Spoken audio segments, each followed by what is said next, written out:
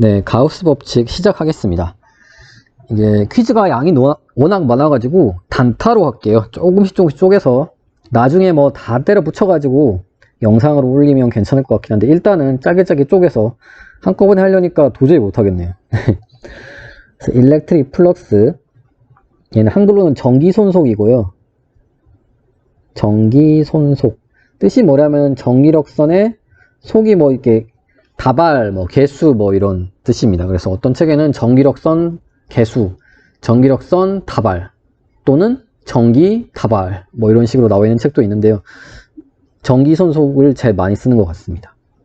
그래서 보시면은 어떤 면을 통과하는 전기손속 파이는 뭘까? 이걸 한글로 설명해 놨네요. 네, 면을 꿰뚫는 전기장의 개수다. 전기장이라 하니까 좀 이상한데 일렉트릭 필드 자체는 전기장인데 전기장의 양 하니까 좀 느낌이 이상하죠. 그래서 쉽게 말하면 이제 전기장을 좀 시각적으로 나타내는 게 전기력선이잖아요. 전기력선 개수라고 생각하는 게 좀 잘 와닿습니다. 전기장의 양 하니까 좀 느낌이 안 와닿을 수 있는데 밑에서 또 계속 설명할게요. 뭐 C에서 제대로 수식적으로 정의가 되는데 그 전에 B에서 면적 벡터 DA를 이제 가 뭔지 설명을 해드려야 돼요. 그래서 면적 벡터 DA는 뭐냐면은 어떤 Q가 있고 이렇게 전기력선이 있을 거 아니에요. 어떤 면적이 이렇게 있을 거예요. 어떤 특정한 면적을 우리가 잡았다고 했을 때 이 작은 면적을 벡터로 정의하는 거예요. 면적이 무슨 벡터야 스칼라지 할 수 있는데 그냥 정의를 한 거예요. 그래서 면적의 크기를 벡터의 크기라고 생각하고요.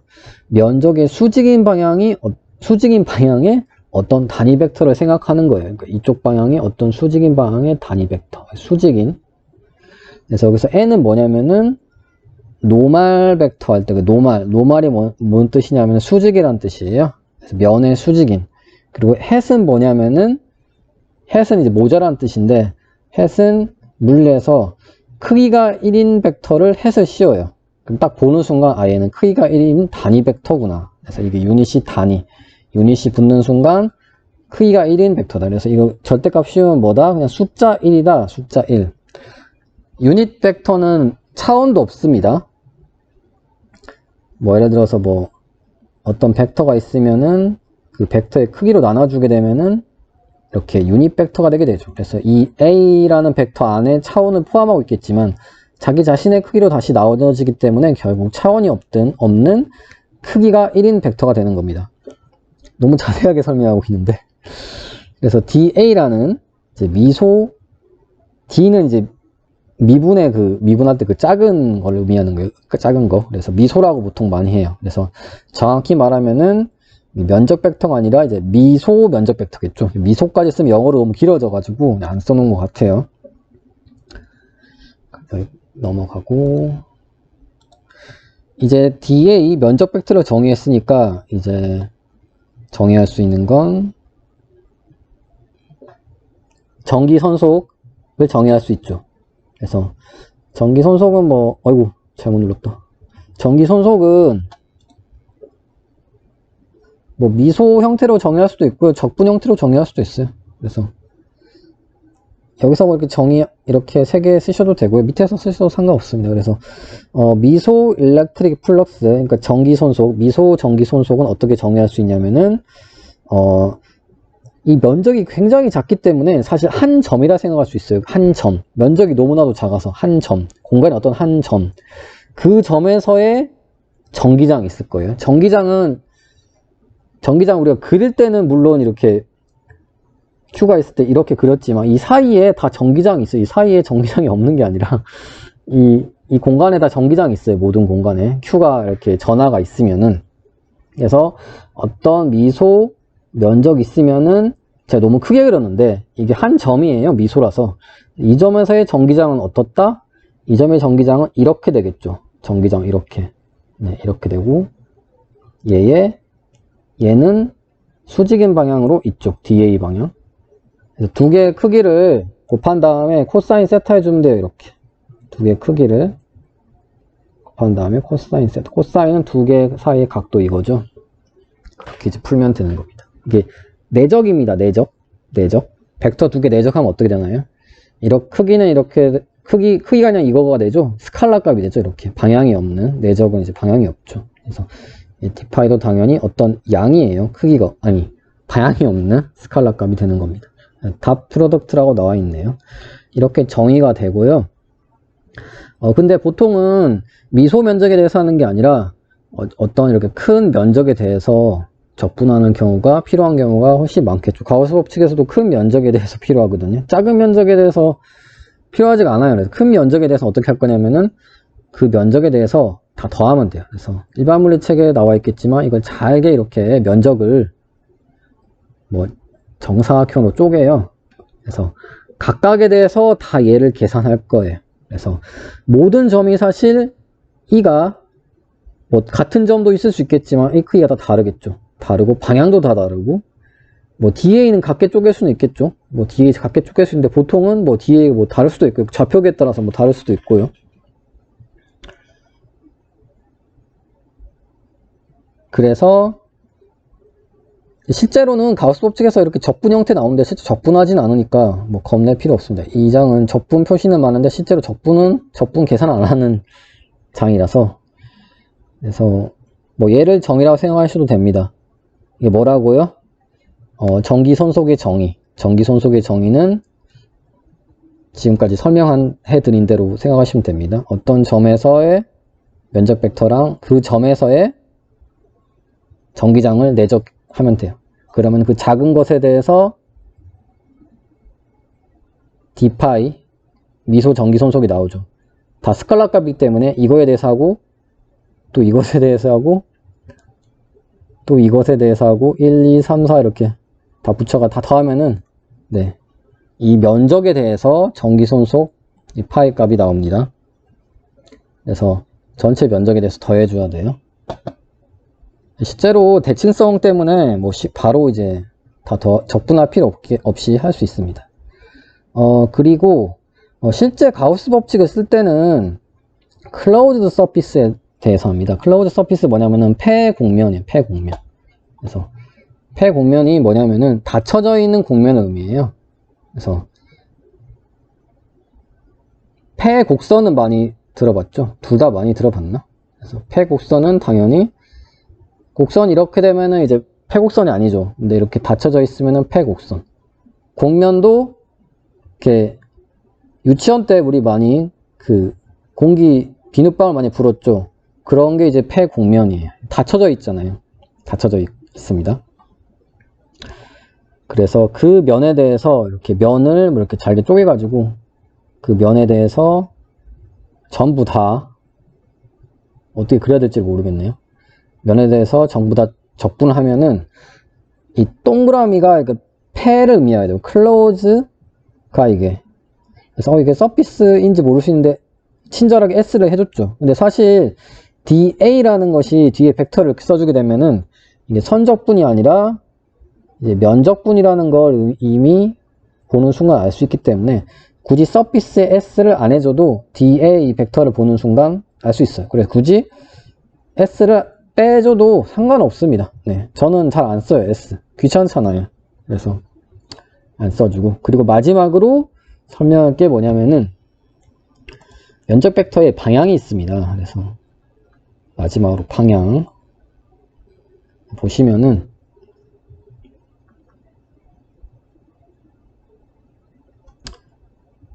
이것에 대해서 방향은 볼륨에서 나가는 방향이에요. 그래서 무슨 말이냐면은 이렇게 구가 있잖아요. 그래서 어떤 미소한 부분에 이 면적 벡터의 방향은 이 중심에서 바깥으로 나가는 방향 이렇게. 이 들어오는 방향도 면적 있으면 이제 나가는 방향, 들어오는 방향 둘 다 수직이잖아요. 방향이 두 개인데 이게 이런 경우는 좀 애매모호할 수 있겠지만 이게 폐곡면이 되면은 네 이제 안에 있는 거랑 밖에 있는 거랑 구분이 되기 때문에 안에서 바깥으로 항상 나가는 방향으로 면적 벡터 이 n 방향이 정의됩니다. 네. 일단 여기까지 끊고 이어서 하겠습니다. 네, E는 제목이 없는데요. 교수님이 아마 깜빡하신 것 같아요. 그래가지고 뭐냐면은 뭐 좌표계 중심에 전화 Q가 있고요. 얘를 둘러싸는 대칭으로 둘러싸는 반지름 라지 R인 어떤 면, 그걸 S라고 합니다. 그래서 이 면을 통과하는 이 Q가 만드는 전기장이 있을 테고요. 따라서 이 면 S를 통과하게 되는 전기 플럭스 파이가 있을 거예요. 그 파이를 구하는 문제가 2번입니다. 2번이고요. 여기서 그냥 구좌표계를 사용하면 굉장히 쉬운데, 굳이 구좌표계와 그 직각좌표계라고 그럽니다. 직각좌표계, X, Y, Z와 걔의 뭐 변환을 설명해 놨는데, 굳이 이 예제에서는 그 변환을 할 필요 없어요. 그래서 뭐 괜히 막 주저리 설명해 놨는데 뭐 필요 없습니다. 필요 없고요. 어디까지 필요 없냐면 이 D까지 필요 없습니다. D까지 필요 없고 시험에도 안 나올 거라고 예상합니다. 저는 시험에도 안 나올 걸 예상하고, 뭐 원하시면 해드릴 텐데, 원하시면 댓글 달아주시면 해드리겠습니다. 그래서 해드릴 텐데 필요 없고요. E부터 보시면 돼요. E부터 보시면 되는데, 이건 어디서 나왔냐면 쿨롱의 법칙에서 나왔죠. 쿨롱의 법칙에서 점 전하가 만드는 전기장 구할 때 그냥 여기 F는 Q 프라임 하나 더 있었는데 그 단위 전하라고 그냥 나눠준 게 전기장이었죠. 앞장에 있습니다. 그래서 이 점 전하가 만드는 전기장은 E고요. 다음 장으로 넘어가서 FGH를 한 큐에 설명해 드리도록 하겠습니다. 한 큐에 설명하는 게 좋은 것 같습니다. 그래서 어떻게 설명하면 되냐면은 아까 말했듯이 좌표 원점에 Q가 있고요. 대칭으로 둘러싸는 어떤 반지름이 라지 R인 S의 면이 있어요. 그래서 이것에 대해서 플럭스 파이를 구해야 됩니다. 플럭스 파이. 그래서 먼저 얘를 계산해 봅시다. 얘는 어떻게 하냐면은, 전기장은 뭐냐면은 어떤 특정한 이 지점을 생각해 볼까요? 이 지점에서 만드는 전기장 어떻게 된다? 앞장에 글씨 그냥 쓰시면 돼요. 점 전하가 만드는 전기장. 점 전하가 만드는 전기장은 4파이 엡실론 제로분의 1 R이에서 떨어진 거리죠. 라지 R 제곱분의 가운데죠. Q. 방향은 나가는 방향 N 햇. 좌표를 이렇게 좌표 원점에 Q를 놨기 때문에 이제 N 햇이 되는 거죠. 이게 전기장이고요. 얘 내적 DA는 어떤 미소 면적 DA 곱하기 면적 벡터의 방향인데, 면적 벡터의 방향은 어느 방향이었죠? 폐 공면은 안에서 바깥으로 나가는 방향이라서 이제 N 햇 똑같습니다. N 햇 똑같죠? 얘를 어떻게 하면 된다? 모든 공면, 쏴 매면 돼요. 이렇게. 모든 면에 대해서 이렇게. 다 더하시면 됩니다. 더하시면 되는데, 어떻게 돼요, 그러면은? 상수는 밖으로 뺍시다. 적분할 때 상수는 결국 나중에 곱해줘도 상관없잖아요. 그래서 결국 이렇게 DA가 됩니다. 이렇게. N햇은 어디 갔냐면은, 내적하면은 N햇은 1이 돼요. 그래서 1 곱하기 코사인 0도잖아요. 그래서 1이 됩니다. 그래서 없어진 거고요. 결국 남는 건 뭐냐? 이게 남게 되죠. 그래서 미소 면적을 이 S 다 더하라는 거죠. 그러니까 잘게 쪼갠 다음에 다시 또 더하라는 거예요. 네. 그럼 원래 그 구 면적이 되겠죠. 구 면적은 4파이 R 제곱이라는 걸 알고 있기 때문에 얘는 4파이 R 제곱. 그래서 이렇게 약분되고 4파이 약분되니까 결국 플럭스는 뭐가 되냐? 엡실론 제로분의 Q가 됩니다. 그래서 이게 아직 가우스 법칙 들어가진 않았는데, 사실 얘가 가우스 법칙 형태예요. 그래서 뒤에 또 설명하겠지만 굉장히 가우스 법칙 이해할 때 중요한 예제고요. 네, 좀 끊어서 하겠습니다. 3번 가우시안 서피스야 되는데, 이거 뒤에 그 가우스 법칙 할 때 할게요. 지금 가우스 법칙 들어가진 않았거든요. 네. 4번부터 하겠습니다. 4번은 뭐냐면은, 이렇게, 균이란 전기장이 있어요. 그래서 왼쪽 멀리에 플러스 전하가 있고 오른쪽 아주 멀리에 마이너스 전하가 있다고 치면은 굉장히 멉니다. 멀 때 이 중간 부분에서는 전기장을 균일하게 됩니다. 균일하게. 이때 이 원통을 이 원통의 옆면을 이 전기장에 나란하게 평행하게 이렇게 잘 놨어요. 이때 이 원통, 폐 원통에 대한 그 일렉트릭 플럭스 파이를 구하는 문제입니다. 그래서 어떻게 하면 되냐면은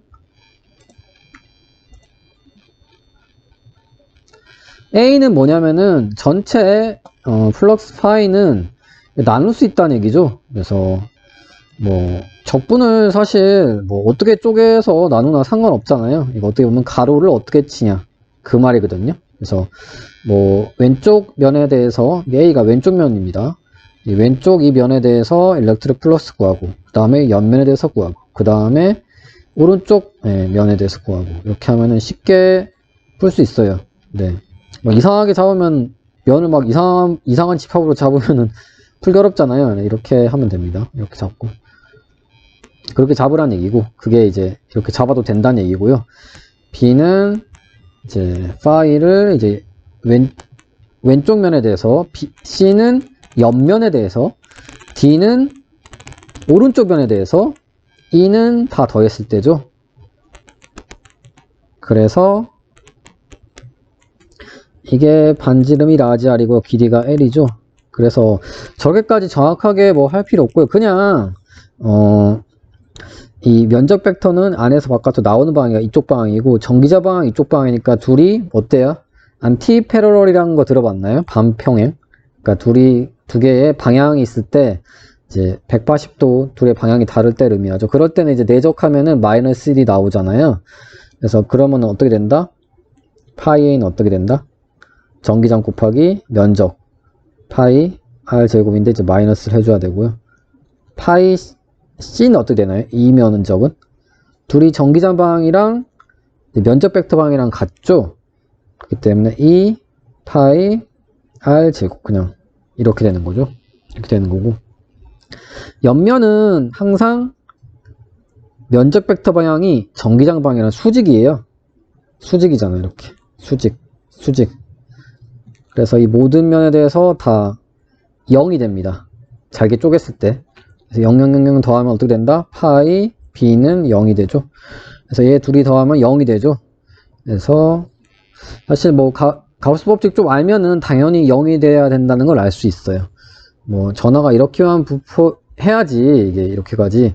뭐 안에 만약에 Q가 있으면은 전기력선이 이렇게 나오게 되거든요. 뭐 이런 식으로 되면서 뭔가 이렇게 얘는 들어간 애가 다시 나오기 때문에 전기력선이 들어가서 다시 나오면은 알짜 전기력선 이제 투과하는 건 이제 0이 됩니다. 네, 됐고요. 그게 이제 4번입니다. 그래서 4번도 별거 없어요. 그냥 넘어가시면 됩니다. 예, 별로 여기 그렇게 심각하게 보지 마시고요. 넘어가는 게 좋습니다. 네. 뭐 이렇게 좀 자세한 거 뭐 I 코사인 파이, J 사인 파이 뭐 이런 거 굳이 뭐 시험에도 안 나올 거라고 전 생각하기 때문에 나중에 시간 되시면 뭐 자세히 해보셔도 되는데 굳이 이렇게 세세한 것까지 단위 벡터 쓰면서 할 필요 없고요. 워낙 이게 좀 엄밀하게 이렇게 해놨는데 그냥 C 같은 경우에도 C 옆면의 면적 벡터, 미소 면적 벡터랑 전기장은 항상 수직이다. 따라서 파이 B는 0이다. 이렇게 바로 쓰셔도 절대 감점할 수가 없어요. 이렇게 말로 설명해도 되기 때문에. 5번은 뭐냐면은 이게 그 말이에요. 그 말. 이제 곡면이 있을 때 그걸 이제 거의 평평하게 almost flat이죠. 거의 평평할 정도로 충분하게 평평할 정도로 쪼개가지고 이제 플럭스를 계산해야 된다. 뭐 그 말입니다. 네, 당연히 쪼개져요. 이렇게 이거 같은 경우에는 이제 평평하니까 이 전체 면으로 잡았지. 뭐 DA로 보통 잡기 때문에 이제 미소로 잡게 되면은 거의 한 점에 가깝게 되기 때문에 네, 평평하게 됩니다. 아까 다 설명했던 거죠. 6번 같은 경우에는 약간 제가 볼 때 문제가 있어 보이는데 이 방향도 사실 플러스 마이너스도 중요하거든요. 그래서 제가 만약에 바꾼다면은 에리어 이거에 대해서 이렇게 이것에 대해서 스로우 이걸 하면은 답이 이제 이거가 된다. 그러니까 A를 이렇게 바꿔줬으면 좋겠어요. 왜냐면 방향이 이게 마이너스가 될 수도 있어요. A가 이거면 어떡하려고. A가 이게 정의하기 나름인데 좀 애매모호한 면이 있는 것 같아요. 근데 사실 A가 폐곡면이 아니기 때문에 좀 애매한 면이 있죠. 실제 뭐 가우스 법칙에서는 근데 항상 폐곡면이 나오기 때문에 방향에 문제는 없어요. 그래서 뭐 그렇게 제가 볼 때 조금 애매모호한 느낌이긴 한데 뭐 그렇다고 아주 문제 있다고 보긴 그렇고 근데 이게 OX로 나오면 되게 고민하게 되겠죠. 방향을 명시 안 해줬네 하고 뭐 안 나올 거예요. 네, 좀 쉬었다가 하겠습니다. 네, 오늘은 가우스면 어제 뛰어넘은 부분 하도록 하겠습니다. 그래서 ABCD 글로 나와 있어서 좀 헷갈릴 수 있는데 가우스면 일단 폐곡면이고요. 어떤 이 면에서 어떤 임의의 면에서의 이제 전기장이 중요하게 되죠. 이럴 때 가우스 법칙 자체는 E.DA를 면적적분하면은 이 안에 있는 어떤 전하, Qin, 알짜 전하, 뭐 Q 뭐 이런 게 있으면은 뭐 이런 거 말하고 있죠. 보시면은 가우스 법칙은 닫혀져 있는 폐곡면을 의하고 있어요. 그 폐곡면 위에 어떤 전기장 이거죠. 폐곡면 위에 전기장이랑 이제 서피스 안에 있는 네차지 이거 두 개를 이제 관련 짓는 거예요. 네, 두 개로 관련 짓는 거. 맞죠? 얘랑 얘가 이제 관련 있는 게 가우스 법칙이고요. 또한 B 볼게요. 가우스 법칙은 플럭스와 차지가 관련 있는 거죠. 이거 자체가 플럭스입니다.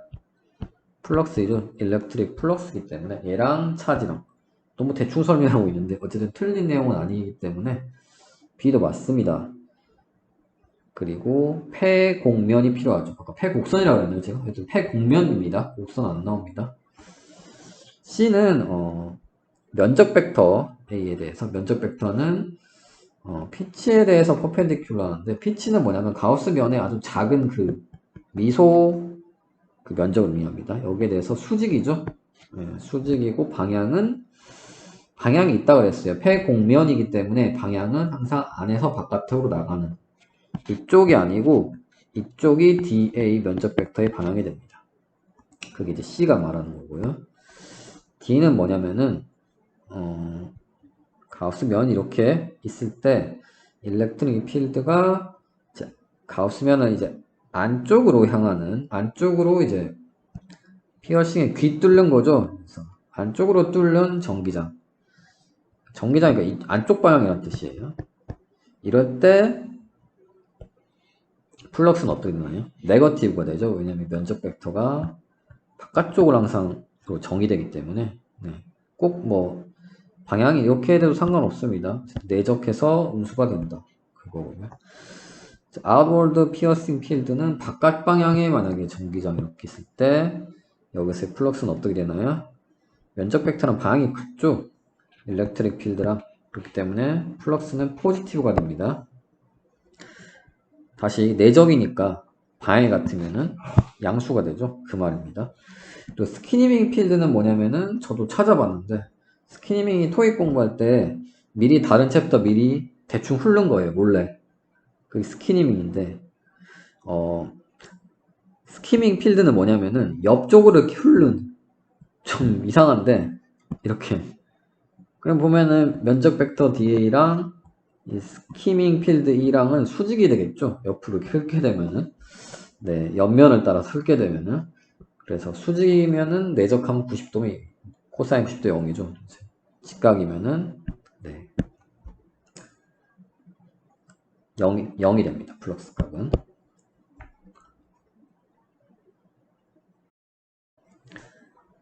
네, 가우스 법칙 하겠습니다. 아까랑 1번 똑같아요. 그래서 폐곡면 S를 페너트레이트면은 뭐 관통하는 꿰뚫는 아까 피어싱이랑 같은 뜻이고요. 그래서 폐곡면 S를 뚫는 넷 플럭스 파이랑 그리고 면 안에 있는 어떤 Q인이랑 관련이 있다 뭐 이런 겁니다. 그래서 이렇게 말로 나오는 건 넘어가고요. 그리고 A는 아까 가우스 법칙 나타낸 거고요. 그 A를 좀 더 세분화해서 자세히 그 파이의 정의를 다시 써가지고 나타낸 게 이거죠. 파이의 정의가 이제 인터그랄 E.da니까 이걸로 나타낸 거고, 이게 결국 가우스 법칙 그냥 쓴 겁니다. 가우스 법칙의 적분 형태 쓴 거고요. 그리고 2, 3, 4, 5를 이제 좀 자세히 설명해 드릴게요. 2번은 큐브처럼 이제 가우스 면을 잡은 거예요. 가우스 면 잡았고, 이제 가운데 센터에 이제 Q를 놨습니다. 이 경우 이 큐브 면을 통과하는 일렉트릭 플럭스 파이는 어떻게 되나 가우스 법칙에서 엡실론 제로분의 Q가 되겠죠.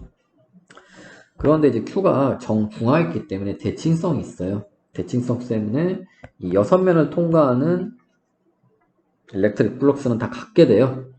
그렇기 때문에 한 면을 통과하는 일렉트릭 플럭스는 6분의 1을 곱해주면요. 네, 이게 답이 됩니다. 3번은 그 인슐레이팅 쉘이라는 걸 잘 보셔야 돼요. 그래서 뭔 말이냐면은 쉘이 구껍질이란 뜻이에요. 구껍질 또는 구각이라고도 하거든요. 그래서 껍질을 좀 두껍게 그렸습니다. 제가. 그리고 Q가 균일하게 분포하고 있죠. 그래서 이렇게 부도체 같은 경우에는 이 부피 안에다가 이렇게 부도체 내부에다가 이렇게 전하를 그려주시면 되고요. 뒤에 도체가 또 나올 텐데 도체는 항상 도체 표면에 전하가 분포하게 됩니다. 네, 부도체니까 부도체 내부에 이렇게 균일하게 뭐 플러스라고 가정하고 플러스를 그려줬고요. 이게 다 더한 게 뭐다? 플러스 다 더한 게 이제 Q다.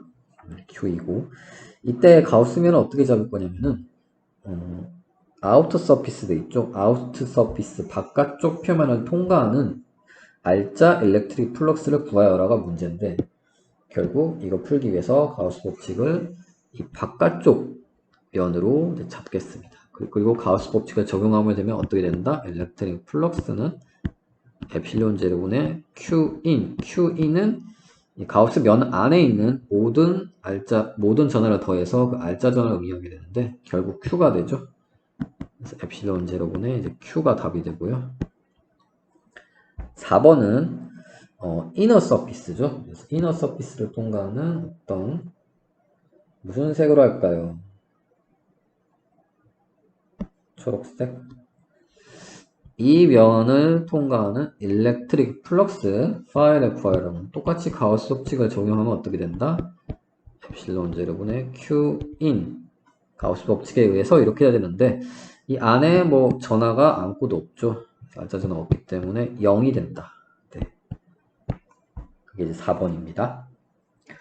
그 다음에 5번은 카드보드 센터 오브 페이퍼 타월 롤이 뭔지 구글링 이미지 검색해보니까 그 타월 같은 거 감겨져 있는 어떤 종이 같은, 그러니까 쉽게 말하면 휴지심이라 생각하시면 돼요. 휴지심 특징이 뭐예요?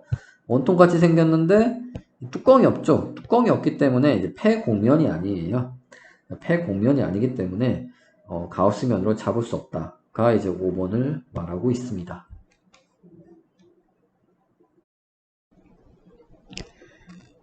네, 그리고 23-3 대전된, 차지드가 대전된이라는 뜻입니다. 대전된, 고립된, 도체란 뜻이에요. 그래서 도체에 이제 들어갈 텐데 중요한 가정이 하나 있는데 뭐 물리적 특성이라 생각하시면 됩니다. 정정리적 표현 상태입니다. 이게 무슨 말이냐면은 건전지 같은 거 연결하지 않은 상태예요.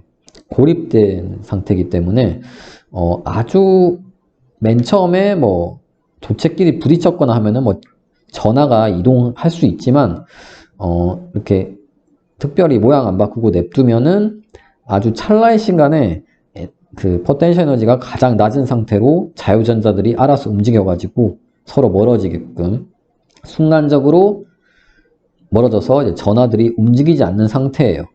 그래서 그 상태가 정정기적 평형 상태입니다. 물리적으로 자명한 이유는 뭐 에너지도 공급해주지 않고 고립되어 있는데 전하들이 계속 움직이게 되면은 거기서 열에너지 같은 게 발생하잖아요. 그럼 뭐 어떻게 보면은 에너지 보존 법칙에도 어긋난다고 볼 수 있고 뭐 그래서 아이솔레이트 안 된 상태는 뭐죠? 그러면은 전위 같은 걸 전위차 같은 거 이제 주는 거죠. 이제 외부에서 전지 같은 거 연결해가지고 여기서는 고립되어 있습니다.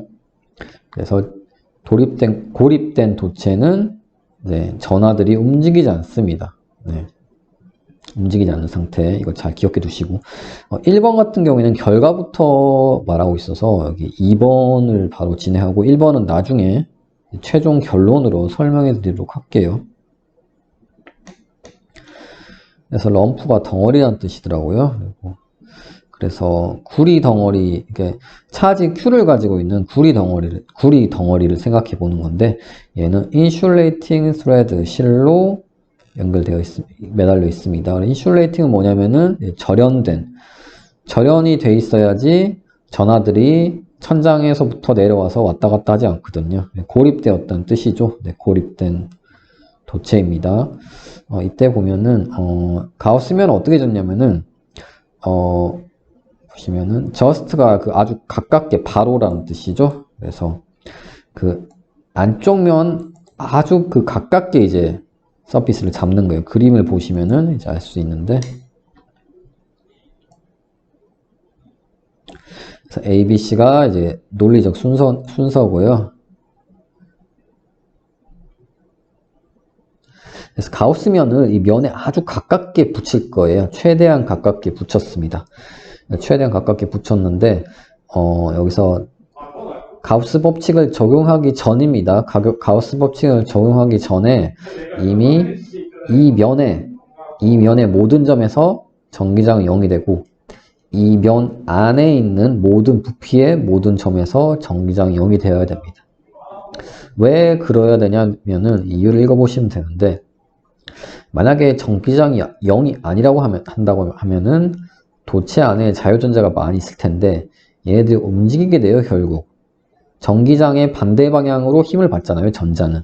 그래서 자유전자는 자유롭게 움직일 수 있는 게 도체 특징이죠. 그러면 뭐죠? 정정기적 평형 상태가 아니게 되죠. 아까 말했듯이 물리적으로 정정기적 평형 상태여야 되기 때문에 여기서 도체 안의 전기장은, 도체 내부의 전기장은 항상 0이 돼야 된다는 게 이제 어떻게 보면 이제 시작 단계예요. 이게 시작 단계. 가우스 법칙을 쓰기 전에 시작 단계입니다. 이제 B로 가봅시다. B로 가보면은 이제 가우스 법칙을 이제 쓸 텐데 electric flux surface at zero죠. 그래서 아직 가우스 법칙 안 썼네요. 이제 electric flux를 구해 볼 건데 S에 대해서 이제 S면에 대해서 플럭스를 먼저 구해보겠습니다. 이건 가우스 법칙은 아니죠, 아직. 그냥 플럭스의 정의입니다. 해보면 이게 다 0이에요. 이 S면에 대해서. S면 모든 점에서 0이기 때문에 플럭스는 뭐가 된다? 네, 0이 된다. 이유는 모든 곳에서, 면 S 모든 곳에서 전기장이 0이기 때문에 이제 A에 따라서 이제 B 결과가 나오고 이제 B 때문에 다시 C가 이렇게 논리적으로 가는 겁니다. C를 보면은 가우스 법칙에 의해서 안에 내차지가 0이 되어야 된다. 뭐 이 말이죠. 그래서 당연히 얘는 가우스 법칙에 의해서 엡실론 제로분의 Q인이 돼야 되죠. Q인은 가우스 면 안에 있는 알짜 전하입니다. 그래서 보시면은 이제 S 안에 있는 내차지는 가우스 법칙에 의해서 0이 되어야 된다. 근데 아까 전에 문제에서 뭐가 있었냐면은 어쨌든 이 구리 도체는 Q를 가지고 있는다고 그랬죠. Q. 대문자 Q였나요? 그럼 이 Q는 어디에 있을까요? 이 Q는 이 면 안에는 없다는 걸 증명을 했기 때문에 이 Q는 결국 이 면 바깥에, 그렇다고 이 도체를 떠날 수는 없기 때문에 결국 표면에, 네, 결국 도체 표면에 그 Q를 가지게 되게 됩니다. 그래서 지금 하고 있는 게 상당히 중요한 개념이라고 볼 수 있습니다. 잘 기억해 두시고요. 3번도 중요해요. 아까랑 이제 거의 똑같은데, 안에 이제 공동이라고 하죠. 네. 캐비티라 그러거든요. 안에 이제 빈, 이제 뭐냐면은 여기 안에 뭐, 진공이라 생각하는 게 좋을 것 같아요. 안에 비어 있는 경우.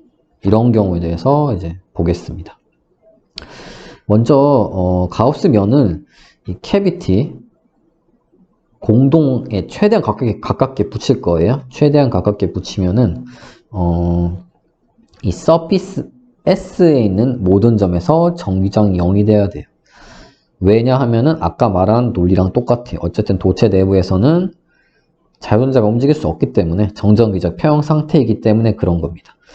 그리고 뒤에 and inside S, 이 진공 안에서도 정기장 0이라고 나와 있는데 제가 볼 때 맞는 말이에요. 맞는 말인데 ABC 논리 전개에는 특별히 필요 없는, 지금 조금 약간 이 동떨어진 얘기 같아요. 굳이 얘기도 안 해도 되는 걸 얘기한 것 같아서 일단 삭제를 해놨고요. 맞기 때문에 여기 이응으로 퀴즈에 나오면 이제 맞는 내용입니다. 그래서 지금 A가 B고 B여서 C여고 C이기 때문에 D다. 이제 이런 식으로 지금 설명을 하려고 하고 있어서 일단 삭제를 해놨습니다. 이 부분. 그래서 A는 이제 정전기적 평형 상태이기 때문에 도체 내부의 전기장은 0이 되고요. 그러니까 도체의 어떤 특정한 이 S에 대해서도 이제 0이 되는 거고, B를 보면은 서피스 S에 대해서 일렉트릭 플럭스를 계산하면은 이제 0이 돼야 된다. 왜냐하면은 아까 일렉트릭 플럭스의 정의는 아까 말했듯이 어떤 이 S면에 대해서 전기장이랑 D를 적분해가지고 내적해서 다 더해야 되는데, 인터벌을 해야 되는데, 이게 다 모든 면의 S에 대해서 0이 돼요. 0이죠. 그래서 결국 무슨 말이냐면은 플럭스가 0이다. 네, 그 말이죠. 아직까지는 가우스 법칙 사용 안 했네요. 이제 C에서 가우스 법칙을 사용해 봅시다. 가우스 법칙을 사용하면은 뭐가 되냐? 가우스 법칙에 의해서 플럭스는 엡실론 제로분의 이제 Q인이 되죠. Q인. 그래서 Q인이기 때문에 뭐 이 문제 자체에서 이 공동 안에 전하는 없다고 문제에 나와 있었습니다. 그렇기 때문에 net charge enclosed by S, 이 이유는 아니네. 그냥 이게 0이라는 걸 C는 말해주고 있습니다. 네, 안에 S 안에 enclosed. 네. 그리고 D는 뭐냐면은 서피스 차지죠. 서피스 표면의 전하의 서피스 차지 덴시티, 표면 전하 밀도가 뭐 있는가, 표면에 전하가 분포할 수 있는가, 뭐 그걸 얘기하고 있는데 이 보시면은 공동 안에 전하가 없다고, 이 안에 없다고 이미 문제에서 주어졌고, 그리고 서피스에 최대한 가깝게 이 S를 잡았기 때문에 결국 표면에도 전하가 없는 거예요. 잘 이해가 가나요? 공동이 있는데 진공 최대한 가깝게 가우스면을 거기 붙이다시피 잡았죠. 네, 이 가우스면 S 안에는 전하가 없어야 됩니다. 아까 증명을 했죠. 가우스 법칙으로. 네, 진공 안에 전하가 없기 때문에 이 면에도 전하 분포가 없습니다. 그럼 있는 경우는 뭐냐? 있는 경우는 이 진공 안에 Q가 있으면요. 뭐 진공 안에 어떤 플러스 Q가 있으면 표면에 마이너스 Q로 분포할 수 있어요. 그래서 더해서 0이 될 수 있거든요. 근데 이제 이 공동 안에 Q가 없기 때문에 표면에도 없다. 그걸 얘기하고 있고요. 이제 안에 전하가 있는 경우에는 이제 8번에서 다시 다루겠습니다.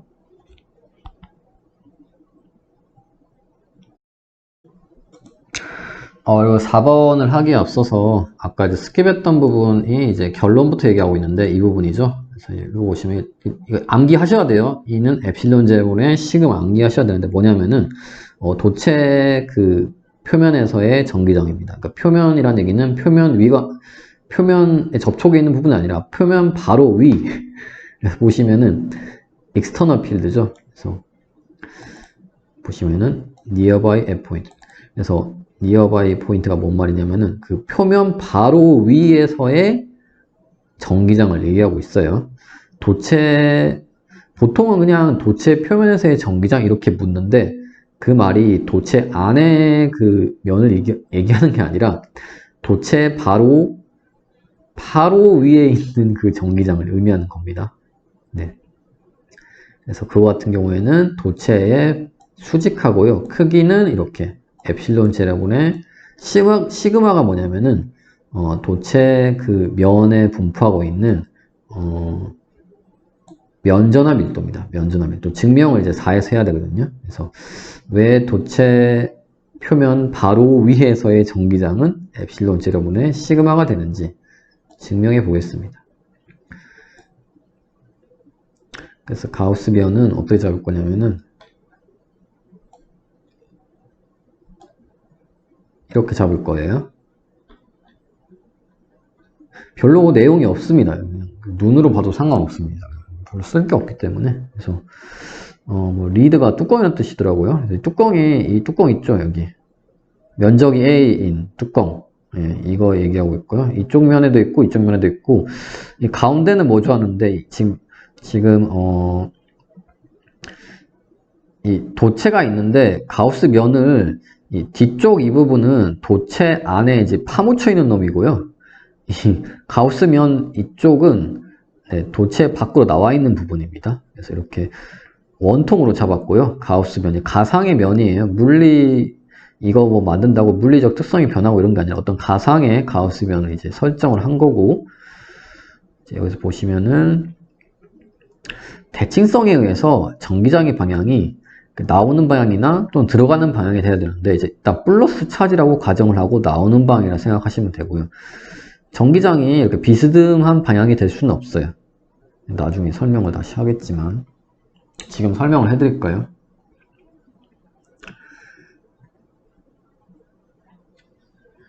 그래서 만약에 이렇게 도체가 이렇게 안 나오냐? 이렇게 있으면은 전기장 방향이 만약에 비스듬한 방향이다. 만약에 그러면은 제가 모니터를 이쪽에서 보고 있어서 이제 왼쪽 방이라 그러는데 이제 건너편에서 어떤 사람이 이쪽에 철수가 이걸 본다고 생각해봐요. 그럼 저랑 물리적 상황은 똑같은데 이 사람은 전기장이 왼쪽 방향이네 이러겠네요. 저는 왼쪽 방향이고 철수는 오른쪽 방향이나 하면은 이게 대칭성이 어긋나요. 이게 말이 안 되는 상황이기 때문에 전기장은 똑같은 상황에서 똑같이 내가 보나 철수가 보나 똑같은 상황이 나와야 되기 때문에 그러니까 이쪽 방향이 돼야 되죠. 이쪽 방향. 네. 그래서 뭐 그냥 대칭성에 의해서 이 한마디만 다 됩니다. 네. 전기장 방향을 이렇게 물리적으로 정의를 정해주고요. 그 다음에 이제 가우스 법칙을 사용하시면 됩니다. 그리고 도체 내부에서 전기장이 0이라는 걸 앞에서 알고 있었기 때문에 어떻게 되나요? 도체 내부에는 이 전기력선에 그릴 수 없어요. 전기장이 없기 때문에. 따라서 이 뚜껑 A를 통과하는 전기력선도 도체 내부에서는 없습니다. 안 그렸죠? 그리면 안 돼요. 전기장이 없으면 전기력선도 없습니다. 그리시면 안 됩니다. 그걸 좀 중요하게 생각하시면 되고요. 그래서 결국 안쪽에 있는 도체 내부에 있는 뚜껑, 도체 밖에 있는 뚜껑, 그리고 옆면에 대해서 각각 일렉트릭 플럭스를 구해서 더하면 되는데 먼저 이 안에는 전기장이 없기 때문에 플럭스 0이고요. 옆면은 여기는 없는데 여기는 있을 수 있지 않냐 하는데 어차피 이제 면적 벡터랑 전기장 방향이랑 이제 수직이에요. 수직이라서 네, 코사인 90도 하면 0이 되고요. 결국 남는 건 이 나와 있는 뚜껑 이 A에 대해서 일렉트릭 플럭스를 구하면은 이 둘이 곱한 양이 되죠. EA. 네, EA가 됩니다. 그래서 일렉트릭 플럭스가 EA가 되기 때문에 가우스 법칙에 의해서 엡실론 제로분의 Q인. Q는 뭐죠? Q는 뭐냐면은 면전화 밀도의 정의가 밀도의 정의는 뭐죠? 보통 이제 부피분의 질량 뭐 이러는데, 면전압 밀도의 정의는 면적분의 어떻게 정의할까요? 면적분의 어떤 Q로 정의하면 되겠죠. 그래서 Q는 어떻게 된다? 면적 곱하기 시그마가 되겠죠. 그래서 그럼 어떻게 되겠어요? 이 가우스 법칙, 이 그림이 좀 이상한데, 이 안에 있는 이 면적에 해당되는 Q를 넣으면 되겠죠. 그래서 여기다가 뭘 넣는다? A 시그마를 넣으면 되죠. A 시그마. 그럼 AA가 약분되기 때문에 이렇게 됩니다. 그래서 방향을 이렇게 굳이 이렇게 해줬는데, 뭐 방향 있어도 뭐 상관없어요. 시그마가 지금 이제 플러스 처지라고 생각하고 유도를 했는데, 마이너스면은 시그마가 마이너스가 될 수 있거든요. 음전하면. 그러면 전기장도 당연히 면 쪽을 향하는 전기장이 될 수 있고요. 뭐 특별히 상관없는데, 뭐 저 개인적으로는 뭐 굳이 방향 뭐 너무 자명한 거기 때문에 방향을 이렇게 굳이 매번 해야 되나, 그냥 도체 표면, 그러니까 표면이라는 얘기는 이 표면 위가 아니라, 그러니까 표면 내부에서의 그 위라는 뜻이 아니라 바로 떨어져 있는 아주 가까운 위치에서의 전기장을 의미합니다. 그거의 크기가 무한 평면이라 생각하시면 돼요. 무한 평면에 있는. 그래서 이렇게 됩니다. 이렇게. 도체에선 이렇게 되고요. 부도체에서는 여기 나중에 2가 붙을 텐데 나중에 하고요. 일단은 도체는 도체 바로 그 표면 위에서, 도체 바로 표면 위에서, 이게 엄청 가깝다고 정의를 하면은 아까 제가 무한이라 했는데, 이게 무한 아니어도 엄청 가깝게 있으면은 이 지점에서의 전기장 구하는 입장에서는 이게 유한해도 무한이라고 보거든요. 네. 그래서 엄청 가깝다고 얘기하면은 뭐 무한 아니어도 상관없습니다. 그럴 때 전기장의 크기가 엡실론 제로분의 면전압 밀도 시그마, 이걸 꼭 암기를 하셔야 됩니다. 네. 식이 간단하잖아요. 그래서 유도를 몇 번 해보시면 돼요. 유도를 몇 번 해보시면 됩니다. 그래서 이게 수직이어가지고 뭐 이렇게 0이 되는구나. 이 안에는 전기장이 없구나. 뭐 이런 식으로 이렇게 논리적으로 따라가면서 유도하시면 됩니다.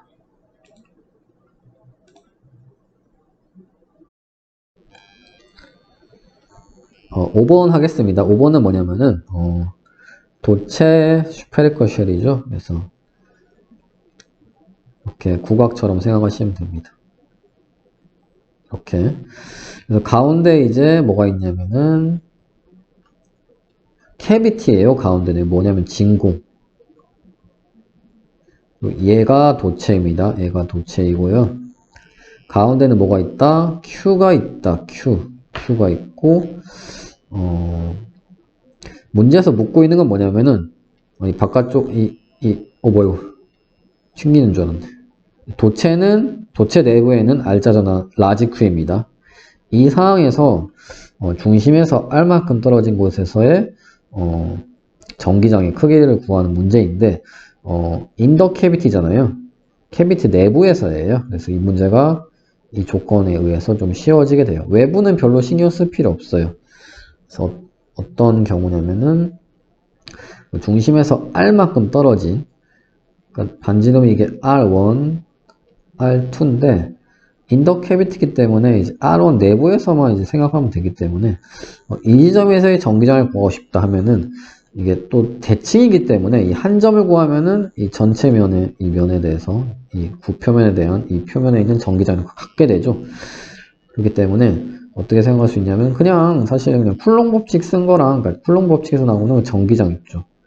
그거랑 결국 점전화에 의해 생기는 전기장이랑 결국 같게 돼요. 이렇게 이 중심에 있는 Q 써주면 되겠죠. 이렇게 되고, 그럼 바깥쪽에 분포는 어떻게 되냐 생각할 수 있는데 뒤에 나옵니다. 뒤에 나오게 되는데 답만 먼저 말씀드리면은 이 문제에서는 이렇게 하고 이제 끝내면 되는데 답만 말씀드리면 좀 이게 약간 더 배워야 됩니다. 지금 뭐냐면은 이 표면에 나중에 나오겠지만 마이너스 Q가 대전되고요. 안쪽에도 대전될 수 있어요. 이 안에 Q가 있으면.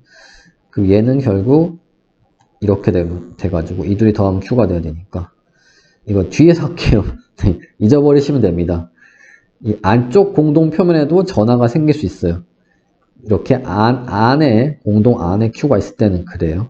뒤에서 곧 나올 테니까 기다려 주시면 됩니다.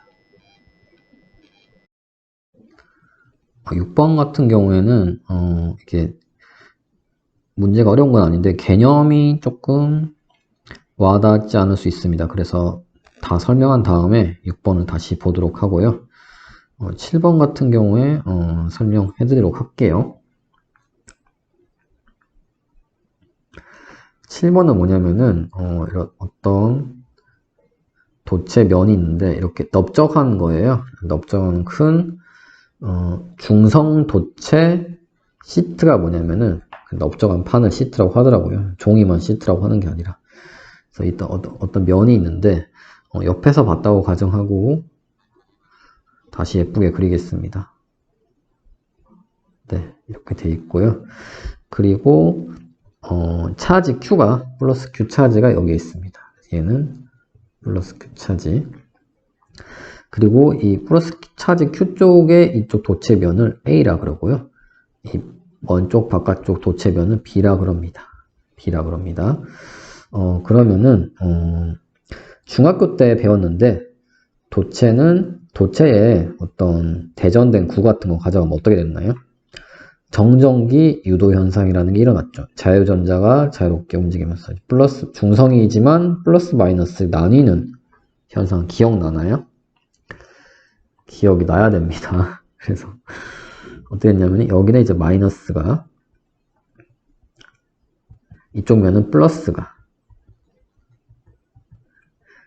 어쨌든 아까 우리 증명했듯이 도체이기 때문에 어떻게 된다? 도체이기 때문에 이런 전하들은 이제 표면에만 분포해야 돼요. 표면.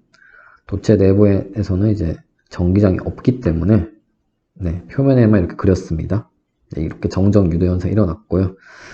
그래서 봅시다. 이건 뭐냐면 A면이 네거티브 차지로 이제 대전됐다. 뭐 그 말이죠.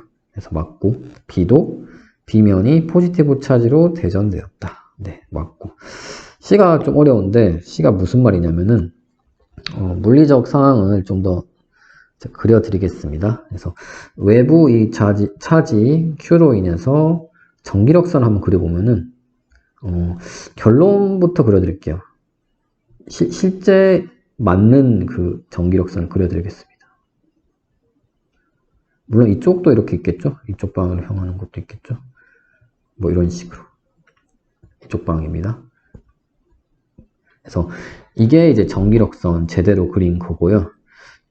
그리고 도체 내부에는 아까 말했듯이 그 도체가 이제 정전기적 폐형 상태인 도체는 아까 설명했듯이 전기장이 0이어야 됩니다. 전기장이 0 아니면은 어떤 자유전자가 움직일 수 있기 때문에 정전기적 폐형 상태가 아니에요. 물리적으로 정전기적 폐형 상태이기 때문에 도체 내부는 전기장이 0이고 전기장이 0이기 때문에 어떻게 된다? 뭘 그리면 안 된다? 도체 내부는 전기장이 0이기 때문에 전기력선 그리면 안 되죠. 그래서 전기력선 그리면 이제 이렇게 전기력선은 전기장을 가시적으로 나타낸 선이에요. 그래서 이렇게 그린 건데 C에서 말하고 있는 건 뭐냐면은 지금 파란색은 뭐냐면은 외부 전기장이라고 그럴게요. 외부 전기장을 전기력선으로 나타낸 것이고요. 유도 전기장이라는 게 또 있는데 뭐냐면은 이렇게 유도되었다 그랬죠. 이제 정전기 유도 현상, 유도되었다. 이 안에서도 이 빨간색에 의해서 전기장이 생길 수 있겠죠. 이 차지에 의해서 전기장이 또 생길 수 있잖아요. 이렇게. 그래서 이 빨간색에 의해서 유도된 거에 생기는 게 이제 유도. 그리고 파란색은 뭐다?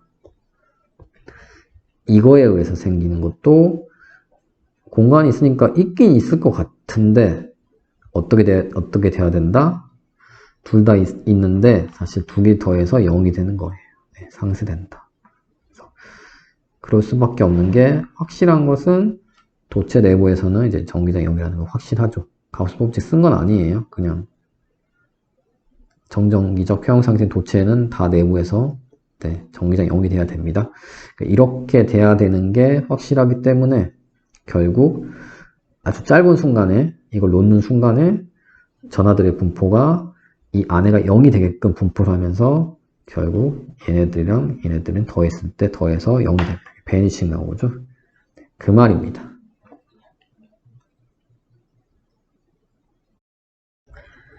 드디어 이제 8번인데요. 8번 별표 2개 괜히 친 게 아닙니다. 굉장히 개념적으로 중요한 거예요. 그래서 제가 다 설명을 논리적으로 해드릴 테니까 끝나고 한번 종이 A4 용지에 한번 이렇게 쭉 써보세요. 이거 뭐 계산하는 것도 없고 되게 재밌어요. 해보면은. 네. 그래서 무슨 문제냐면은 아까 5번에서 제가 나중에 설명해 드릴게요. 8번에서 하고 넘어간 문제예요. 그래서 사실 A는 5번이랑 비슷한 문제인데 뭐 여기는 방향도 있긴 있는데 뭐 5번 거기서 거기입니다. 뭐냐면은 도체 쉘이 있습니다. 도체 껍질. 그래서 보통 껍질 두께를 무시하는 경우도 있는데 지금 하는 문제들은 다 껍질의 두께가 어느 정도 있다고 생각하고 하는 경우고요. 문제의 쉘만 봐서는 이제 껍질을 무시하는지 껍질 두께가 있는지 쉘만 봐서는 알 수 없어. 쉘 단어만 보면 안 되고 문제를 읽어보면은 R1, R2가 나오잖아요. 그래서 이 경우는 쉘 두께를 충분히 고려해야 됩니다. R1, R2 그 중앙에 뭐가 있다? 전하 Q가 이 진공 가운데 뭔가 못으로 박아놓은 것처럼 떠 있다고 생각하세요. 실제로는 이게 평형이 되기 힘들기 때문에 좀 불안정한 평형이기 때문에 이게 Q가 어디로 갈지 모르겠지만 뭐 이렇게 원래 이렇게 딱 고정되어 있다고 생각하는 거예요. 일단은 그렇게. 그리고 이 면이 뭐라고요? 이 면이 도체입니다. 그리고 여기는 알짜전화 라지 Q로 되어 있습니다. 그랬을 때, 이 공동내, 그러니까 진공내, 공동내에서의 전기장을 구하라 하는데, 당연히 구대칭이기 때문에, 그냥 얘는 가우스 법칙, 이렇게 구면으로 만들어서, 이렇게 만들어서 하시면 됩니다. 방향은 아까 말했듯이, 이런 방향이, 옆으로 가는 방향이, 대칭성에 의하면 될 수가 없어요. 이쪽에서 보면은 왼쪽 방향인데 저 맞은편에 있는 사람이 보면 오른쪽 방향이잖아요. 대칭성에서 나나 저쪽 편에 있는 사람이나 완벽히 똑같은 상황인데 물리적 현상이 달라질 수 없기 때문에 네, 방향은 이런 방향, 이런 방향이 돼야겠죠. 이 지점에서의 방향은. 그래서 결국 가우스 법칙을 쓰면은 이렇게 되면 알 수 있습니다. 간단한 예제니까 그냥 생략하도록 하겠습니다. 그래서 이 R햇은 어디서 나온다? 이 R햇은 물리적으로 우리가 대칭성에 의해서 결국 결정되는 방향이 되는 겁니다. 네. 이제 5번에서도 했던 거였고요. 이 내부에 알짜 전화가 결국 Q만 있었으니까 이 Q가 이렇게 들어간 게 되고요. 라지 Q랑은 상관이 없습니다. 이 공동 내부에서의 전기장은 외부 Q랑은 상관이 없습니다. 이제 B부터 중요한데요. B를 잘 봅시다. R1, 오타네요. 오타를 가끔씩 발견하고 있습니다, 제가. R1, R2 사이에 그 사이에 이제, 그러니까 도체죠. 도체면, 도체 안에서, 뭐가 0이 되나요? 일렉트릭 필드가 0이 된다고 하네요. The electric field inside the region is vanish. 뭐야 이거? 이후가 도체 내부의 전기장이 0이 됩니다. 이후가 이게 아니라 뭐냐면은 아까 말했죠. 정전기적 평형 상태이기 때문에 그래요. 이게 건전지를 이렇게 연결해 놓는다고 생각해 보세요. 그러면 이제 전화가 계속 움직일 거예요. 전류가 흐르니까. 그런 상황에서는 여기서 에너지를 공급해 주니까 열도 발생하면서 이게 흐르는 거고, 이런 연결 안 하고 고립된 도체의 경우에는 네, 이 자유전화가 움직이지 않습니다. 그래서 E가 만약에 0이 아니면은 자유전화가 움직이기 때문에 정전기적 평형 상태가 아니게 됩니다. 네, 우리 정전기적 평형 상태를 다루고 있기 때문에 네. 무슨 말인지 이해 가시죠? 네, 이해 가셔야 됩니다.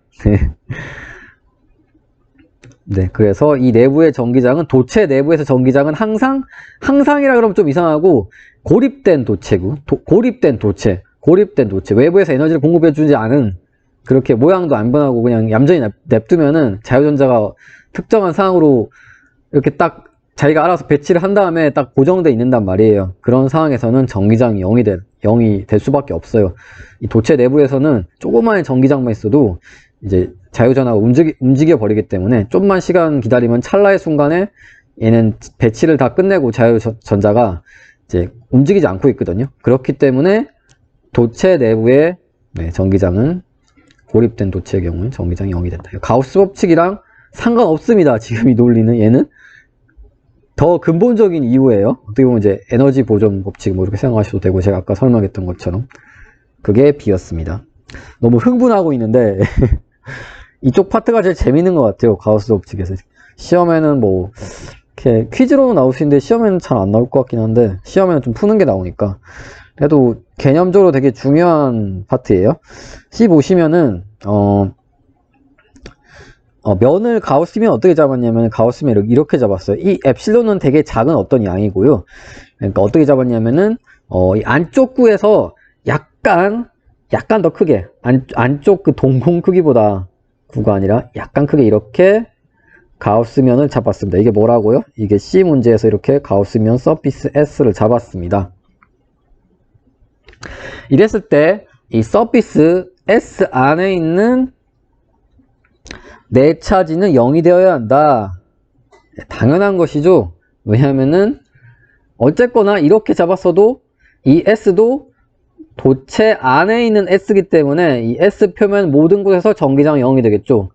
그렇기 때문에 가우스 법칙에 의해서 플럭스가 0이 되니까 어떻게 돼요? 가우스 법칙에 의해서 Q는 뭐다? 이게 가우스 법칙이에요. 는 하는 게 가우스 법칙이에요. Q는 뭐다? 이제 0이 되죠. R자잖아요. 0이 돼야 됩니다. 그래서 이게 뭐 하는 건지 할 수 있는데 D부터 뭔가 재미있는 현상이 벌어집니다. 아까 전에 그 5번 문제 같은 경우에는 그 안쪽 공동면에는 R자 차지가 없었다 이랬는데 지금은 또 나타나게 돼요. 봅시다. 이 빨간색 안에 R자 차지가 없는데 분명한 건 가운데 Q가 있죠. 그럼 나머지 R자 차지는 마이너스 Q가 어디엔가 있어야지 두 개 더해서 0이 돼야 돼요.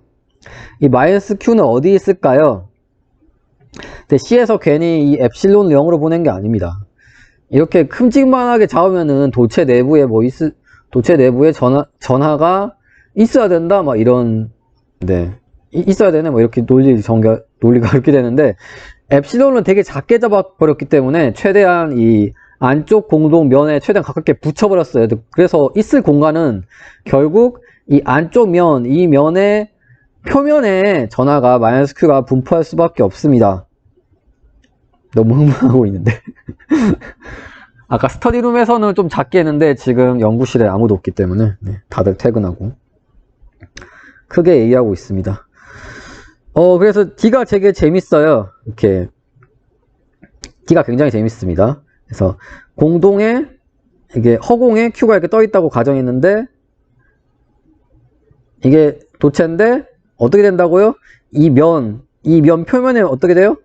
마이너스 Q가 어디서 이제 와가지고 여기 이렇게 분포하게 되는 거예요. 마이너스가 이렇게. 재밌지 않나요? 그걸 이제 가우스 법칙으로 이렇게 논리적으로 지금.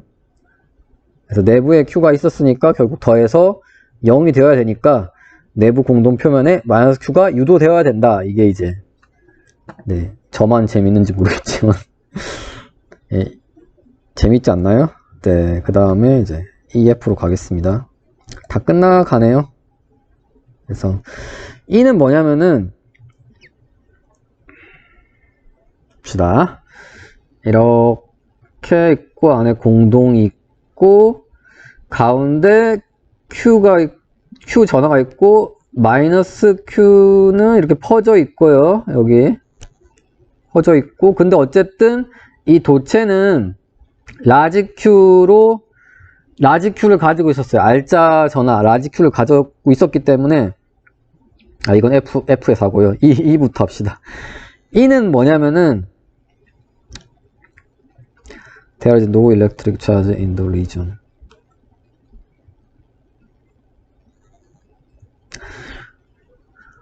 자, 어떤 말이냐면은 여기랑 그러니까 도체 내에 전화가 없다는 얘기예요. 여기랑 여기 이렇게 가우스면이 아니라 이 영역 사이에는 뭐다?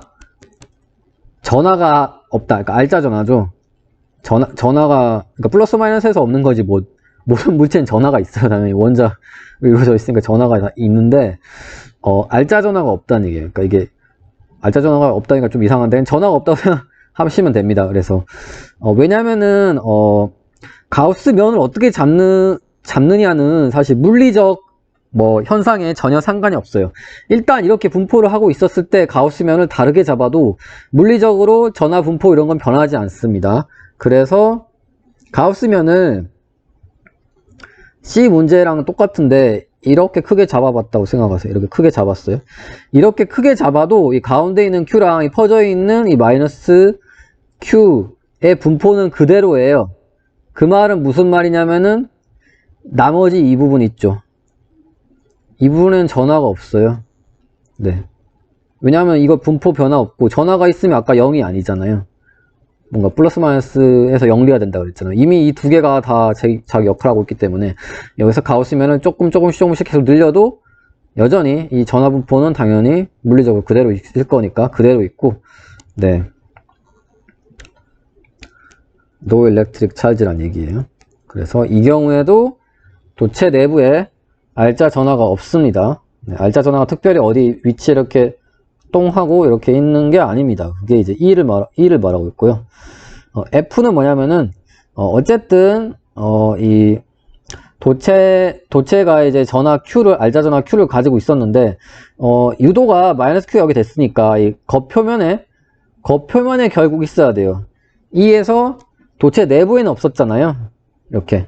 이렇게까지 할 때까지. 그러니까 결국은 어디에 있다? R2인 위치, 도체 그 표면에 그 나머지 그 전하들이 있게 됩니다. 그래서 라지 Q 더하기 스몰 Q가 되겠죠. 그래야지 이렇게 유도된 마이너스 Q 더했을 때 이 라지 Q가 나오잖아요. 이렇게 더해줘야지 이 유도된 거예요. 얘는 라지 Q가 나오잖아요. 결국 얘가 도체 표면에 네, 존재하게 됩니다.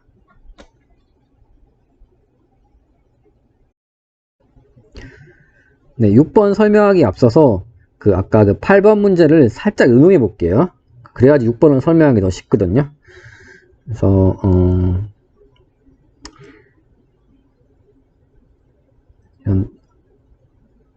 공동이 있고요.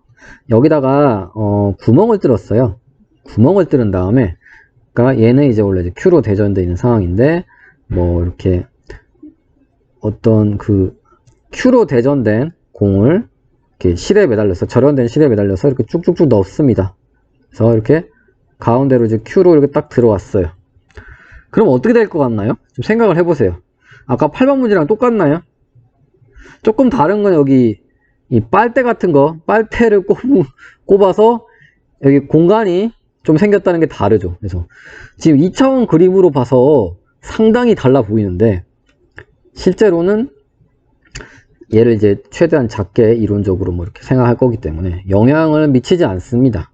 그래서 이거에 대해서 좀 찝찝하게 생각할 수 있는데 이제 3차원에서 이렇게 위에서 봤을 때 이렇게 자유전자가 이렇게 마음대로 움직일 수 있잖아요.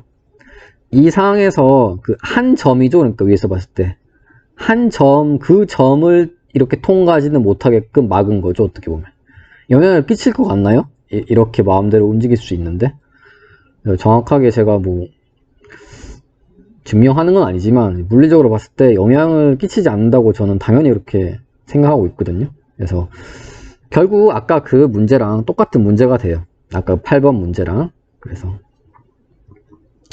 결국 일로 이 Q에서 결국 유도된 게 이만큼 유도되고 얘는 이렇게 되는 뭐 이런 경우. 다시 몰래 빼면은 다시 표면에만 라지 Q가 분포하게 되겠죠. 근데 여기서 한 단계 더 나아가지고 이걸 여기다가 딱 접촉을 해버렸어요. 접촉 이렇게. 접촉을 하면 어떻게 될까요? 접촉을 하면은 이게 스몰 Q가 이렇게 어디로 갈까요? 이거 어떻게 생각하면 되냐면요. 이런 동공이 좀 이상하게 생긴, 아, 동공이 아니라 공동이죠. 네. 잠깐, 그림 이상하다. 동공은 눈, 그거. 좀 이렇게 생겼다고 합시다. 이렇게, 과정에서. 여기가 이제 진공 공동 부분이고요. 여기가 도체 부분이에요. 이 경우에 얘가 이제 Q를, 알짜전화 Q를 가지고 있을 때 이 Q의 분포는 어때요? Q의 분포는 표면에만 분포하겠죠. 아까 우리가 썼던 그 가우스 법칙 논리가 꼭 대칭이 아니고 모양이 이상해도 상관없었잖아요. 똑같이 가우스변 아까 뭐 잡을 때 어떻게 잡았나요? 이렇게 잡았잖아요. 이렇게 이런 식으로 똑같이 하면 똑같은 논리 성립해요. 그래서 표면에 결국 Q가 분포하게 돼요. 이 가운데 진공에 이제 Q가 떠 있지 않는 이상은 접촉하면 이렇게 결국 같은 이제 도체가 되잖아요. 네. 이제 어떻게 되는지 알겠죠? 그럼 어떻게 된다? 이걸 접촉하면은 결국 이 표면에 고르게 어떻게 된다? 라지 Q 더하기 스몰 Q가 표면에 고르게 이제 분포하게 되는 거고, 그 상황에서 얘를 뗀다고 생각해봐. 떼면 어떻게 돼요? 떼면은 어차피 중성이었는데 떼도 변하지 않죠. 네. 그냥 떼서 올라갑니다. 중성 도체구 돼서 올라가는 거예요. 네. 자, 이게 이제 6번 하기 전에 좀 알고 있으면 좋은 개념. 6번은 오히려 더 쉬워요. 6번은 어떤 문제냐면은 6번입니다. 6번은 외부에 고르게 이제 Q로 대전되어 있었습니다. 이 상황에서 뭘 내릴 거냐면은, 아까는 Q로 차지된 알짜전화 Q로 대전된 그 도체구를 내렸잖아요. 지금은 중성 도체구를 내릴 거예요. 중성 도체구로 실에 매달아서 이렇게 내릴 거예요. 내려서 여기 접촉을 할 거예요. 해서 뭐 몇 분이 섰다고 봐요. 그 상황 어때요? 변하는 게 있나요? 변하는 게 없죠. 왜냐하면 얘 어차피 갈 게 없으니까.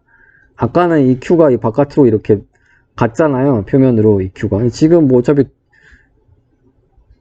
중성인데요. 그래서 아무것도 변하는 게 없고, 또 뗐어요. 원래 중성이었는데 뭐 그래서 다시 이렇게 다 올렸다고 쳐봐요. 가져갔어.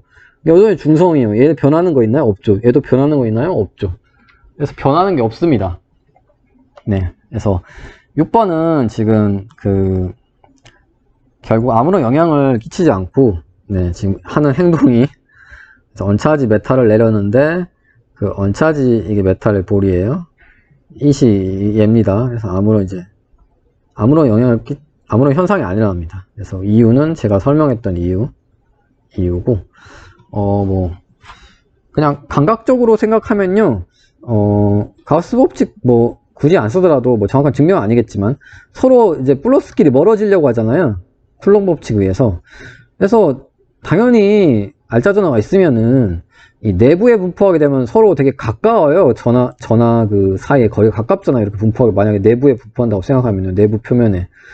멀어져야지 이게 에너지적으로, 포텐셜 에너지 전체적으로 낮아지는 쪽으로, 이제 그게 자연이 항상 에너지 낮아지게끔 배열을 하거든요.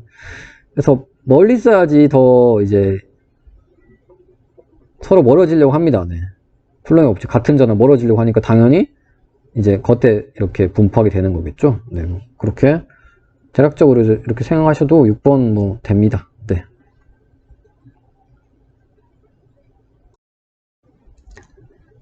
네, 그래서 이제 아까 전에 그 최종 결론이라 해서 넘어간 부분 있거든요. 그거 하고 이제 마무리 일단 절반 정도 했는데 일단 쉬어가면 될 것 같네요. 그래서 보시면은 다음과 같이 중요한 도체에 대한 이제 정리를 이제 가우스 법칙에 의해서 뭐 이렇게 증명할 수 있었던데, A를 보면은 뭐 익세스 차지가 나오는데 뭐 잉여 전화인데, 잉여라니까 좀 용어가 좀 그런데, 뭐 남는 전화, 알짜 전화 뭐 그런 뜻인데요. 뭐 알짜 전화라고 해도 될 것 같습니다. 그래서 어떤 컨덕터가 있잖아요. 도체가 있잖아요. 도체에서 전화는 어떻게 된다? 이게 만약에 중성 도체가 아니라면은 전하는 표면에만 분포하게 됩니다. 네. 왜 그랬죠? 그것은 가우스 법칙에 의해서 그랬습니다. 네. 가우스 법칙과 독립적으로 아이솔레이트 되었기 때문에 어떻게 됐죠? 정전기전 평형 상태였고 정전기전 평형 상태였기 때문에 도체 내부의 전기장이 여기였습니다. 여기까지는 가우스 법칙이랑 무관했습니다. 근데 가우스 법칙을 어떻게 적용했죠? 가우스 법칙을 최대한 이 면에 가깝게 최대한 이렇게 붙여버렸어요. 3차원입니다. 최대한 가깝게 붙여버려서 이렇게도 가우스 법칙 성립하니까. 그러니까 이렇게 해서 붙였더니 가우스 법칙 썼더니 어땠죠? 가우스 법칙 쓰니까 플럭스는 당연히 E가 0이니까 0이고 플럭스가 0이니까 가우스 법칙에서 안에 있는 전하도 이제 없죠. 어떻게 된다? 알자 전하 Q인이 0이더라. 도체의 성질입니다. 그래서 이거 말하고 있습니다. 액세스 차지가 네 이거 없다고요. 맞나요? 그러니까 표면에만 분포한다. 안에 없으니까 결국 얘가 Q로 대전되어 있다면 어떻게 돼요? 표면에만 있겠죠? 아까 다 설명했던 논리입니다. 기억나시나요? 어쨌든 Q가 있는데 이 극한으로 최대한 여기 붙여도 안에 없어요. 그럼 표면에 있겠지. 뭐 그 말입니다. 그래서 표면에 있다. 그게 A고요. B 봅시다. B. None of excess charge found within the body of the conductor. 그래서 여기서 excess charge가 이 컨덕터 내부, 도체 내부에 없다. 이 말이죠. 이 말이 지금 B입니다. 뭐 A나 B나 그게 그 말입니다. 네. 그래서 알자 전하가 네, 도체 내부에는 없다. 네, 가우스면은 이렇게 꼭 이렇게 안 잡아도 상관없는데 이렇게 잡아야지 증명할 수 있으니까 이렇게 잡은 거예요. 그 다음 C 봅시다. C는 Internal Electric Field of Charge Isolated Conductor Detail. 그 컨덕터 내부에서의 전기장은 0이다. 이건 가우스 법칙이랑 독립적으로 0이 돼야 돼요. 네. 아까 설명했듯이 아이솔레이트 됐기 때문에 정적이죠. 평형 상태이기 때문에 도체 내부에서 이게 사실 C가 먼저 나와야 돼요. C에서 시작했죠. 이렇게 논리들이 가우스 법칙으로 이렇게 가면서 네, C가 이제 더 근본적인 설명이었고요. D를 봅시다. 아까는 인터널 일렉트릭 필드, 도체 내부에서의 전기장 말했는데 지금 도체 외부에서의 전기장을 말하고 있어요. 그리고 도체 근처를 얘기하고 있어요. 도체에서 멀어지면 당연히 전기장 색이 약해질 거 아니에요. 근데 그 도체가 이렇게 있으면은 엄청 확대해서 보면 여기 거의 무한평면처럼 생각할 수 있어요. 나중에 무한평면 전기장 뭐 그런 거 다룰 텐데 도체 근처에서 이렇게 확대해 보면은 아주 넓게 있고 아주 넓은 판이라 생각하고 이제 유도하는 거죠. 그랬을 때 유도했을 때 어떻게 됐죠? 면의 수직인 것은 물리적 대칭성에 의해서 그렇게 방향성을 정했고 가우스 법칙 풀면서 정했고 크기는 윗뚜껑만 있었죠? 전기력선이 아니 전기장이 없으니까. 그래서 윗뚜껑을 통과하는 전기손속만 있었습니다. 그게 EA였죠. 그게 엡실론 제로분의 뭐였나요? 전하는 시그마 A였죠. 기억나나요? 이게 Q 연전압 밀도니까. 그래서 약분되면 어떻게 됐다? E는 엡실론 제로분의 시그마가 도체 아니, 자꾸 습관이 돼서 도체 표면의 전기장 이러는데 어떻게 좀 애매모호할 수가 있어. 도체 표면 바로 위에서의 익스터널 필드입니다. 그러니까 도체 내부 전기장은 아니에요. 도체 외부 전기장인데 도체 표면에 근처에 있는 도체 표면의 바로 위에서의 외부 전기장입니다. 그게 이제 이렇게 된다는 걸 잘 암기하고 있으면 됩니다. 좀 쉬었다가 뒷부분의 시메트리 부분은 따로 영상 만들어서 그것도 올리도록 하겠습니다.